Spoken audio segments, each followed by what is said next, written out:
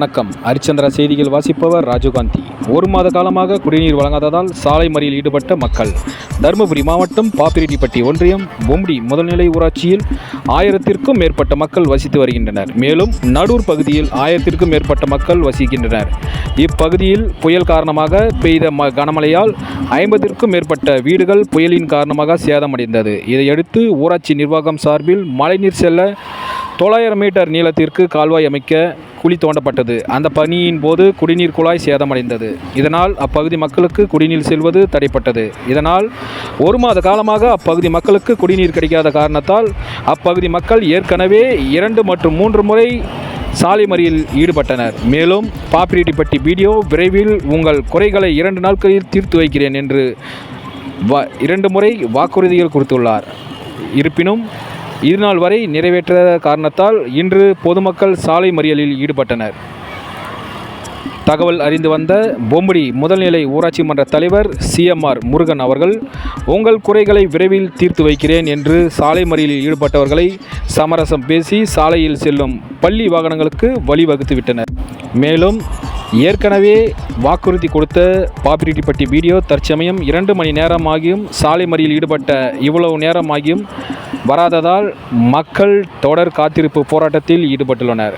தகவல் அறிந்து வந்த பொம்டி காவல்துறை கண்காணிப்பாளர் விக்னேஷ் அவர்கள் மற்றும் காவலர்கள் எந்த ஒரு பிரச்சனையும் வராதமாறு மக்களிடம் சுமூகமாக பேசி வந்தனர்.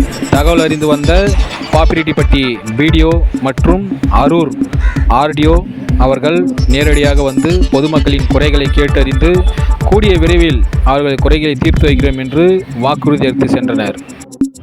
மேலும் அப்பகுதி மக்கள் மாவட்ட ஆட்சியர் அவர்களுக்கு கூடிய விரைவில் எங்களது குறைகளை தீர்க்க வேண்டும் என்று கோரிக்கை மனு வைத்துள்ளனர். ஹரிச்சந்திரா எடிட்டர், மாநில பத்திரிகையாளர் ராஜீவ்காந்தி. ஹரிச்சந்திரா உரிமையாளர் தர்மலிங்கம்.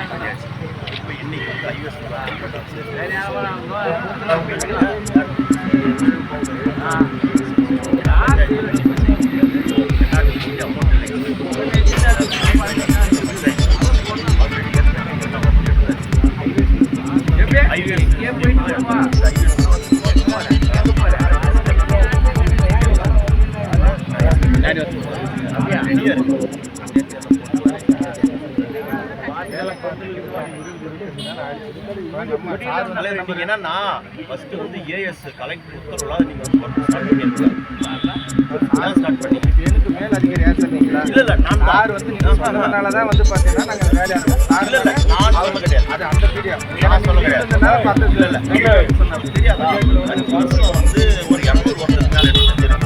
கான்ட்ராக்ட் வேலை தெரியும். எல்லாமே உங்களுக்கு தெரியும். அப்படிலாம் என்ன வந்து டெண்டர் ப்ரொசீஜர் எல்லாமே தெரியும். பட் நீங்க என்ன பண்ணிருக்கணும்? இவ்வளவு பெருசு இவ்வளவு நீளத்துக்கு வந்து எடுத்துக்க கூடாது. வீடெல்லாம் வாய்ப்பு அவங்க பாதிப்பு ஏற்பட்ட பிறகு அதுக்கப்புறம் வேலை செய்யறதா சார்? அவங்க ஒரு வருமுன் காப்புன்ற மாதிரி தண்ணி கிடையாது. 58 லட்சம் எப்படி நீங்க வந்து ஐயா அன்னைக்கு அளந்து 400 மீட்டர் கலெக்டர் மாதிரி தான் உத்தரவு போட்டு உத்தரவு வந்து கலெக்டர் கொடுக்க கிடையாது. கொடுத்தாங்க வாய்ப்பு தான். நீங்க இப்போ 200 ஸ்டார்ட் பண்ணதுனால இவ்வளோ மழை வைக்கணும் கூட தண்ணி தேங்கிட்டு ஏன் வந்து ஏஸ் வாங்கிட்டு இருந்தால் உடனடியே செஞ்சிருப்பாங்க. ஒரு 4 நாள்லேயே செஞ்சு முடிச்சுட்டு நைட்டு போகல செஞ்சிருக்காங்க. இப்போ வந்து நீங்கள் வந்து கை காசு கொடுத்து பயம் ஏன்னா பின்னாடி ஏன் எடுத்தாங்கன்னா எங்கள் அம்மா கஷ்டப்படாத தண்ணி கொடுக்காம அவங்களுக்கு வந்து பார்த்தீங்கன்னா ஏசி போட்டு ஆர்டர் வந்து வேலை பார்க்க முடியும். இவ்வளோ சார் இப்போ தண்ணி கொண்டு போகணுன்னு சார் அங்கிட்ட சார் தண்ணி அங்கே தான் சார் கொண்டு போக முடியும். இவ்வளோ ஆழம் எடுக்காமே தண்ணி கஷ்டப்பட்டுருக்கலாம். நாங்கள் இதோட அதிகமாக தண்ணி நின்றுச்சு. பள்ளிப்பீட்டில் மலையனூர்லாம் நாங்கள் வாங்கி விட்டோம். ஏரியை உடஞ்சி போகிற அளவுக்கு ஆச்சு, நாங்கள் வாங்கி விட்டோம். இது இவ்வளோ லென்த்து வந்து எடுக்க வேண்டிய அவசியம் இல்லை. சரி எடுத்துட்டாங்க, இழுக்கிற ஒரு நிமிஷம் எடுத்தாச்சு. இப்போ வந்து வேற ஒரு வழி பண்ணி தான் இது வந்து செஞ்சாகும். இப்போ மூடவும் முடியாது இல்லைங்களா? அதுக்கு ஒரு சிரமம் பார்க்காத ஒரு 5ஆம் தேதி வரைக்கும் ஏஎஸ்சி வந்து வாங்க முடியாது சார். இது உள்ளாட்சி எல்லாம் முடியுது. அதனால புதுசாக ஏஎஸ்சி கொடுக்க முடியாது. அதனால் பஞ்சாயத்துலேயும் ஃபண்ட் இல்லை, பஞ்சாயத்தில் எடுக்க முடியாது. இது வேறு டிபார்ட்மெண்ட்டில் இப்போ ஐவேஸாக தான் கேட்டுருக்குது. ஐவேஸில் லெட்டர் கொடுத்துட்டாங்க. லெட்டர் வேணுமா தான் உங்களுக்கு காமிக்கிறோம். நான் எப்படி சொல்லியிருக்கிறேன். அவங்க கேட்டாங்கன்றதுக்காக ரூல்ஸ் எப்போ ரெடி பண்ணியாச்சு. இப்போ ஒன்று ஜஸ்ட் ஒரு 1 வீக் ஆகிடும். கொஞ்சம் வெயிட் பண்ணுங்கள். இவ்வளோ ப்ராசஸ் இருக்குது. நாங்கள்லாம் பண்ணி முடிச்சிட்டோம். 1 லட்சம் 2 லட்சம் தான் இப்போவே செஞ்சு சொல்லிடுவேன். இன்னும் 1 வாரம் ஆனாலும் இதே முடியுதாரு சொல்லுவாங்க. இன்னைக்கு சொன்னது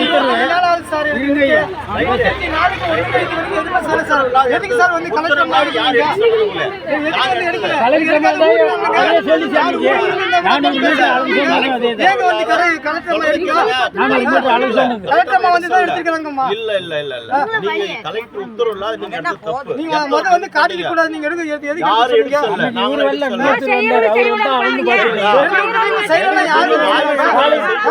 15 வீடு பக்கம் தண்ணி மதி 9 வீடு ஈடுங்க 4 பேர் செத்த பேருக்கு காண போறீங்களா?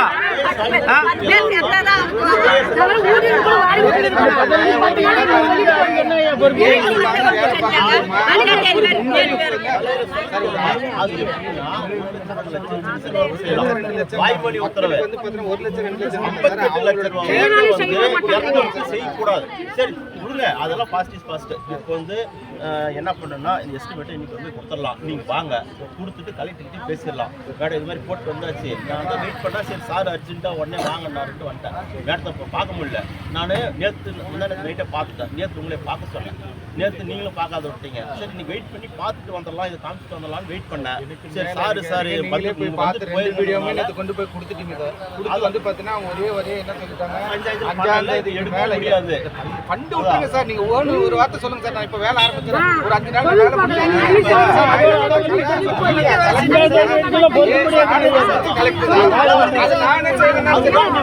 ஆர்டர் மட்டும் போட்டு கொடுத்துருங்க. ஆர்டரே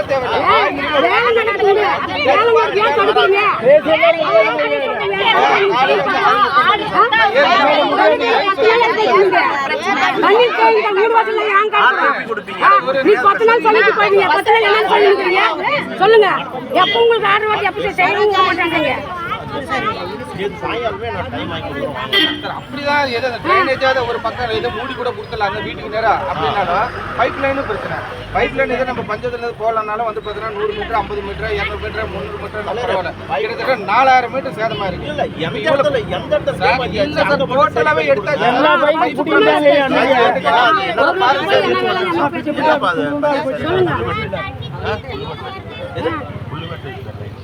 சரி என்ன டேமேஜ் ஆயிருக்குது?